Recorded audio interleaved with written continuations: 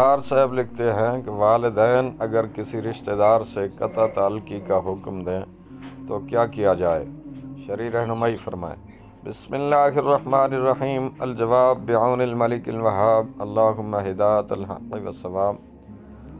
والدین کی اطاعت صرف جائز باتوں میں فرض ہے، اگر وہ ناجائز کام کا حکم دیں تو ان کی اطاعت نہ کرنا ضروری ہے، کیونکہ یہ حقیقتاً اللہ پاک کی اطاعت ہے۔ لہٰذا والدین اگر بلا اجازت شرعی رشتہ داروں سے قطع تعلقی کا حکم دیں تو ان کی بات نہیں مانی جائے گی اور ان کو احسن انداز میں سمجھایا جائے گا۔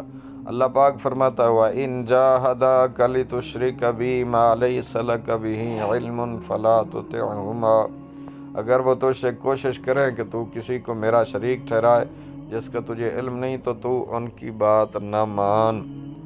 اس آیت سے یہ بھی معلوم ہوا کہ شرعی احکام کے مقابلے میں کسی رشتہ دار کا کوئی حق نہیں، لہٰذا اولاد پر لازم ہے کہ شریعت کی طرف سے اجازت کے بغیر صرف ماں باپ کے کہنے پر شرعی احکام مثلا روزہ وغیرہ رکھنا نہ چھوڑے۔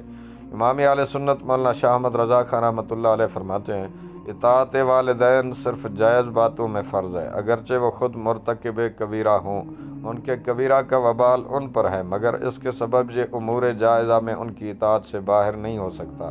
ہاں اگر وہ کسی ناجائز بات کا حکم کریں تو اس میں ان کی اطاعت جائز نہیں۔ لا طاعت لأحد فی معصیت اللہ تعالی، اللہ تعالیٰ کی نافرمانی میں کسی بھی شخص کی اطاعت نہیں کی جائے گی۔